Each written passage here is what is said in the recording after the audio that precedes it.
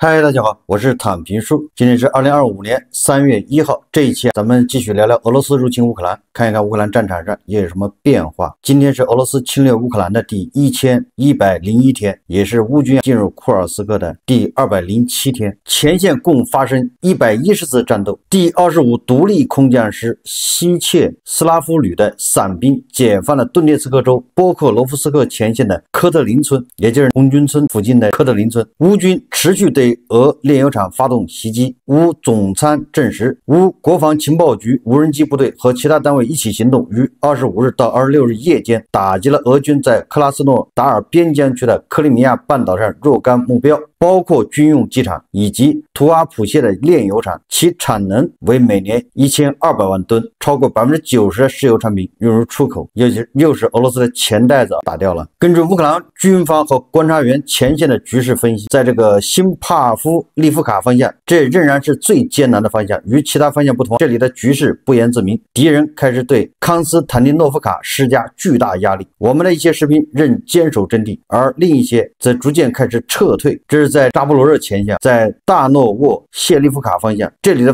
情况非常艰难，说敌人已经逼近普里维尔内，并很快将对其进行突击，同时用火炮和无人机进行轰炸。因此接下来几天对布尔拉茨克和普里维尔内两个村庄来说将是决定性打击。也就是俄军在这个可能即将到来的会谈之前是玩命的进攻。那也有媒体说乌军突然大规模猛攻俄罗斯的布良斯克州，乌军调动兵力约10个旅，6万精锐部队快速推进，切断俄罗斯和白俄罗斯交通联系。分析人士认为这是为乌军为中战谈判增加筹码，但是没有得到乌克兰方面的证实。乌军又向布良斯克进军，奇袭布良斯克。俄乌双方边境线太长，1000多公里，可以说俄军是防不胜防。这是战场的一些情况，这个战场上打得越惨烈，实际上都是为和谈做准备，越要谈判，恐怕战场上就越加吃紧，双方现在能抢一块是一块。今天最重要的新闻就是英国首相斯塔默跟特朗普之间的会晤，就像马克龙和特朗普之间会晤一样，斯塔默和特朗普之间的会晤也是充满了戏剧性，双方也是各种亲密的肢体接触，又是拍大腿又是拍手。可以说马克龙和斯塔默这两位欧洲主要领导人轮番到美国白宫游说，取得了良好的效果。你看他这个安排，先是马克龙去跟特朗普会晤，然后就是英国首相斯塔默跟特朗普会晤，接下来就是今天泽连斯基跟特朗普会晤。你看这种安排，说白了这个就是马克龙和斯塔默英国法国领导人轮番给泽连斯基做铺垫。这个当然不是唯一的原因，但是确实有这个效果。因为前一阵子特朗普对乌克兰对泽连斯基说了很多狠话，甚至颠倒黑白，激进污蔑之能事造成了跟乌克兰的关系比较紧张，让普京看笑话，让黄俄欢呼雀跃。胡锡进老师都高呼俄罗斯熬出来了。你不能不说马克龙和斯塔默两个人轮番去是给特朗普做思想工作的，为泽连斯基去跟特朗普握手言和，或者是叫消除之间的隔阂做铺垫。那就效果来说，可以说这个马克龙和斯塔默那效果是刚刚的，效果是满满。这个马克龙和斯塔默既有绅士风度，又坚决回击这个特朗普的胡说八道。这次斯塔默再一次打断特朗普，这特朗普又开始说，在这个记者面前他说欧洲人这个钱马上就要拿回去了，我只想为美国把这个援助的钱拿回来。给斯塔默马上打断他说，我们给乌克兰的援助主要是捐赠，没打算要回。特朗普在这一次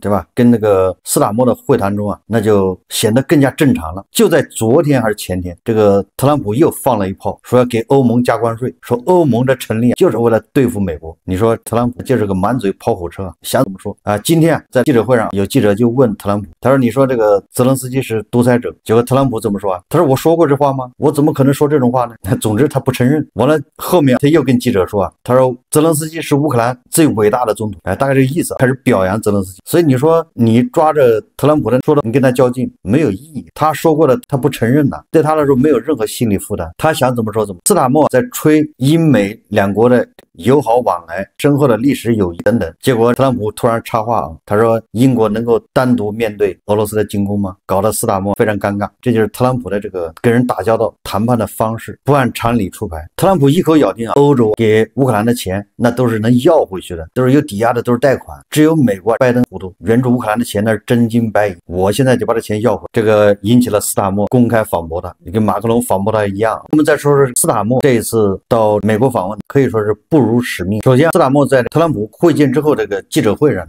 他声明英国已经准备好派遣地面部队和空军进入乌克兰。大家看视频。After the Second World War, that is that we have to win the peace. And that's what we must do now. Because it can't be peace that rewards the aggressor or that gives encouragement to regimes like Iran. We agree history must be on the side of the peacemaker, not the invader. So the stakes, they couldn't be higher. And we're determined to work together to deliver a good deal. We've discussed a plan today to reach a peace that is tough and fair,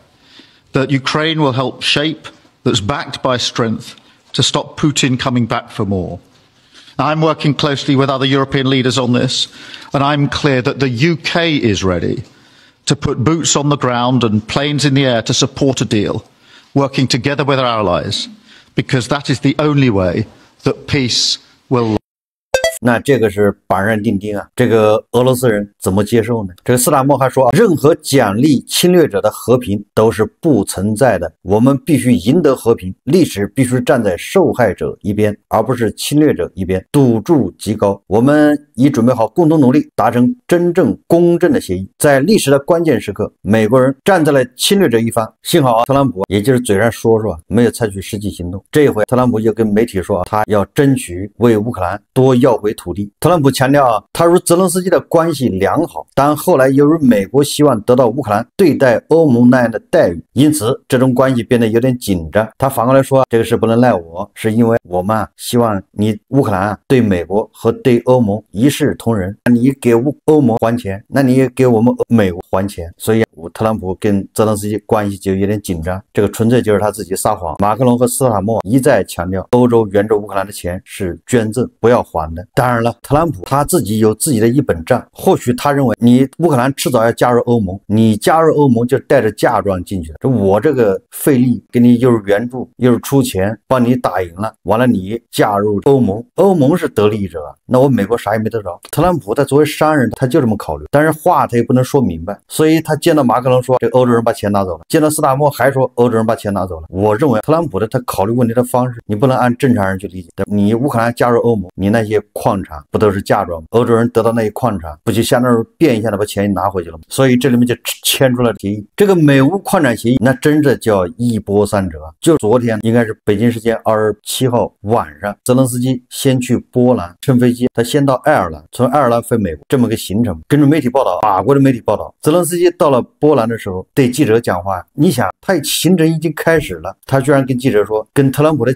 会面还不确定，你说这不是耍别人吗？谁耍谁？那肯定是特朗普耍泽连斯基，因为泽连斯基都已经坐着飞机去波兰坐飞机去了。什么原因？特朗普在最后的关头，他对美乌矿产协议他不满意，让泽连斯基不要来了。本来定好了周五飞美国跟特朗普来会面，一谈1000字，特朗普变卦，说你泽连斯基不要来了。根据法国媒体报道说，泽连斯基给马克龙打电话，然后马克龙再次跟这个特朗普沟通，然后泽连斯基也继续他的旅行。你看看，就到紧要关头还是一波三折。反正在我做节目的时候，他们的协议还没签，是不是中间还有一些什么要谈的，有变动，这个都很难说啊。但是从目前最新的这个版本来看，欧美乌矿产协议那纯粹是对乌克兰就是一个保障。可以说乌克兰就是捡了个大便宜。首先一个，你就无论这个基金是怎么注资，这钱怎么进来，是把乌克兰的什么未探明的矿都装进来，但是他没有约定美方他怎么退出，也就是美国人不可能把这钱拿回去，拿到美国，这个钱只能在乌克兰投资，而且还有规定，这个基金份额不能转让，就你美国不能把你的基金份额到时乱转不了。本来那个版本里面什么5000亿的这个额度现在已经没有了，这个钱也不是用来偿还什么美国在俄乌战争中军事和财政援助。当然了，对乌克兰来说，目前来说啊，遗憾的部分就是在协议里面没能体现美方的正式的安全承诺。那对美国来说有什么好处？他也不能把钱拿回去，所以这个钱都还在投资在乌克兰。实际上好处就是一个，战后重建恐怕由美方主导，因为这5000亿的或者这个叫什么矿产这个基金，那肯定是数额不小，由美方和乌方共同主导，这是第一个。第二个就是特朗普所心心念念的这些矿产资源，那这个美国有很大的影响响力，恐怕都要卖到美国啊，或者这个矿跟哪些国家合作，这个美方有话语权。对乌克兰的好处呢，还有一点就是，那既然你美国跟乌克兰签了这样的经济协议，这么大一规模的乌克兰所有的没开采的矿都装在里面，那就为特朗普以后军事援助乌克兰，甚至向乌克兰派兵，这个提供了一个非常好的契机和理由。保不齐以后特朗普他突然转个弯来了，要援助乌克兰，要向乌克兰派部队，他就以保护美国的利益为借口，这既能向美国人交代，对吧？又能向国际社会交代。何况乌克兰这些没有开采的矿，大部分都在俄罗斯占领区，所以我觉得签这个协议对乌克兰只有好处没有坏处。当然了，这个协议还有很多细节还没有最终敲定，现在还是一个框架，是不是最终版本也不知道。不管怎么说，大的原则已经定下来了。特朗普说，他期待与泽连斯基举行非常好的会晤，强调他尊重乌克兰总统，并与他有很好的理解。他说，我认为我们明天上午会晤将非常愉快，我们会相处得很好。特朗普强调他尊重乌克兰领导人，并对其有很好的理解。泽连斯基明天上午将到这里来，并将签署一项历史性协议，使美国成为乌克兰矿产和稀土金属以及石油和天然气开发的主要合作伙伴。他还表示期望该协议将有利于乌克兰国家。他说，我认为这将对乌克兰大有益处。我们会挖掘，挖呀挖呀，在乌克兰挖呀挖，在乌克兰的花园里面挖呀挖呀挖，就这意思。特朗普还表示相信矿产协议将为美国与乌克兰之间更可持续的关系奠定基础，从而刺激长期繁荣，帮助乌克兰重建国家。我说了，这个协议只要一签，实际上压力就给到了普京这边。美国跟乌克兰捆绑的这么深，美国人出资了，在特朗普看来，他给乌克兰援助的武器就是他的出资，已经到了这个基金里面。这基金对应的收益，那就是乌克兰那么多矿产，还有石油、天然气。所以特朗普完全有理由到时候帮乌克兰。你说普京他能不着急？你说黄俄他能不着急吗？所以黄俄就把这个美乌矿产协议，他一定会描绘成叫泽连斯基卖国协议，李鸿章都不敢签。我们再看看这个斯塔默，英国首相斯塔默将于3月2日在伦敦接待泽连斯基和欧洲领导人，讨论乌克兰的安全保障问题。这是彭博社报道。会议将包括德国、丹麦、意大利、荷兰、挪威、波兰、西班牙、土耳其、芬兰、瑞典、捷克和罗马尼亚首脑或国家元首。北约秘书长吕特、欧盟委员会主席冯德兰和欧洲理事会主席科斯塔也将参加会谈。你看斯塔默这执行力，28号跟特朗普谈好，3月2号就要把欧洲这些主要国家请到伦敦，就要落实如何支援乌克兰，如何给乌克兰提供安全保障。当记者问特朗普如何帮乌克兰要回这个被占的领土，这个记者说他说，总统先生在讨论归还土地时，您指的是乌克兰的特定地区，特别是克里米亚吗？这些细节是否已经在任何协议中解决？这个特朗普说你指的是被占领的地区吗？他说是的，许多地区都已经被占领了。他说我们已经讨论过了，海岸线的很大一部分已经被占领，我们将讨论这个问题，如果可能的话，我们将看看我们能否为乌克兰夺回这些土地，或者至少大部分土地，我们拭目以待。也就是说，你看特朗普跟10天前口气完全180度大转弯。所以这个俄罗斯人，这个普京他除了看笑话，普京恐怕也没有上当。普京老谋深算，他不会轻易上当。但是普京是不会放过特朗普递过来的这个叫橄榄枝，因为拜登就拒绝跟普京进行任何会谈。俄罗斯多次要求跟拜登会晤，拜登都说你要谈就找乌克兰谈。这泽连斯基呢又立了个法，不准跟普京谈判，所以这个普京被逼的想谈判找不着门。这个时候你说特朗普递出一个橄榄枝，他能不死死的抱住？所以即便特朗普很有可能在耍他也得认真对待，这机不可失。万一美国把大门又关上了，特朗普要学那个拜登，那这普京又没得耍了。所以你看2月27号美俄代表团在土耳其伊斯坦布尔完成首轮双边会谈，这次是闭门会谈，这个一共持续了6个半小时。这个俄罗斯的代表团连夜赶回莫斯科，没有任何停留。为什么这么急着回去汇报？我估计美俄双方首轮这种双边会谈应该是没有取得任何效果。你看特朗普刚刚把对俄罗斯的制裁又延长1年，所以我一直说你要看特朗普做什么，不要看他说什么。他如果帮俄罗斯，那他完全有理由这个制裁他不再延长。那这个俄罗斯的代表团为什么急着要回到莫斯科？后面还有俄罗斯的总统普京给那个南方国家打电话通报俄美在沙特的会晤情况。印度这个领导人是不是也跟普京之间沟通了？是普京打的电话，他说告诉这个印度领导人我们跟美国谈什么情况，实际上就让印度吃个定心丸，结果我不可能上美国人当，不就这意思吗？昨天绍伊古突然来到印度，为什么？你看看电话沟通完之后还不行，还派人过来，这个就是安全秘书绍伊古，前国防部长绍伊古，他是去印尼和马来西亚访问，给我的感觉绍伊古是突然接到电话，让他到印度，顺道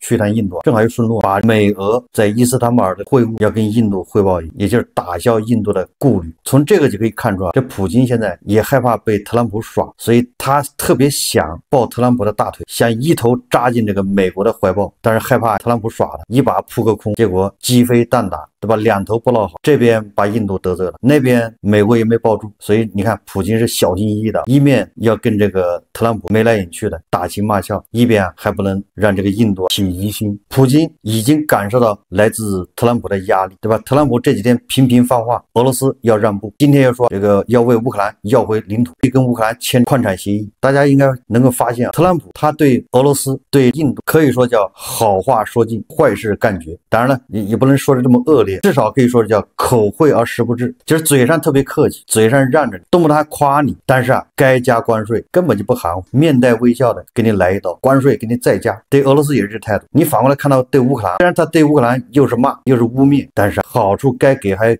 这就是商人做生意谈判的一些技巧，给俄罗斯给印度面子，但是里子你是没有的，给乌克兰里子，他不给乌克兰面子。你看特朗普和他的手下最近没少夸大国，但是有什么用呢？对吧？该加关税马上就加。那特朗普夸起俄罗斯，让俄罗斯总统普京的感觉到肉麻，什么俄罗斯人战无不胜，对吧？俄罗斯人打仗你没输过，拿破仑都打不过他，对吧？二战怎么样，你是把那个普京夸的觉得云里雾里，但是好处有吗？一毛钱的好处都没看到，叫口惠而实不至。特朗普也会玩。泽连斯基在去美国之前接受媒体采访，他对俄乌和平谈判画了一条红线，这是泽连斯基的红线，明确指出乌克兰没有也不会承认失去控制的领土会变成俄罗斯的地盘，乌克兰的主权和隐私必须得到尊重，乌克兰有权加入任何经济和军事联盟。什么意思呢？就是乌克兰加入北约，加入欧盟，这个是我的主权。主权什么意思？主权就是我想加入哪个组织就加入哪个组织，这是我的权利。那言下之意就是加入北约。第二个就是领土完整，乌东斯克州、克里米亚那全是乌克兰的。那你说就这两点，这俄罗斯能接受吗？拉夫罗夫前2天在放话，乌克兰不准加入北约，可以加入欧盟，乌克兰要把乌东斯克州要交给这个俄罗斯，俄语要成为乌克兰的官方语，这不就是让乌克兰无条件投降吗？你说双方差距这么远，特朗普怎么去协调，怎么斡旋？所以特朗普说，他说乌克兰战争要么很快结束，要么永远不会结束。这个就显现出特朗普现在已经开始摇摆了，从24小时停火到100天停火，到半年停火，到现在要么马上停火，要么就永远打下去。前2天他还说俄乌之间没有办法实现和平，他尽力了。你看看，我们再看看这土耳其，泽连斯基跑到土耳其跟埃尔多安一会晤，现在土耳其上头了，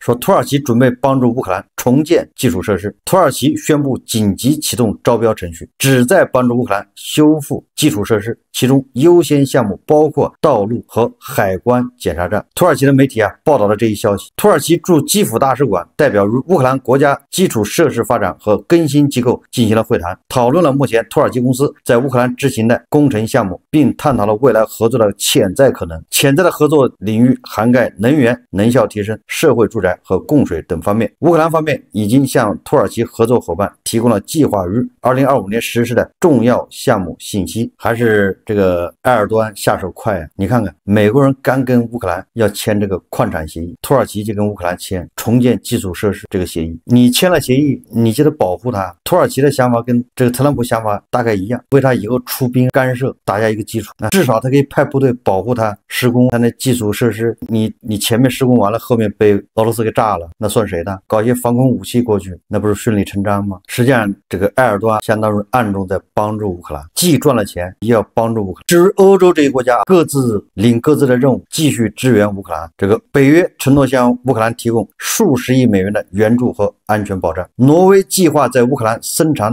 导弹，这就不是援助了，武器，它是直接在乌克兰生产。意大利总理梅洛尼呼吁在和平协议中为乌克兰提供安全保障，不是给特朗普供火浇油吗？等到美乌矿产协议一签，美国跟乌克兰最近的紧张关系就告一段落，接下来就看特朗普怎么盘普京，我们拭目以待。好，这期节目我们就聊着，感谢大家收看。如果喜欢我的，欢迎订阅转发，也可以在下方留言评论，谢谢大家。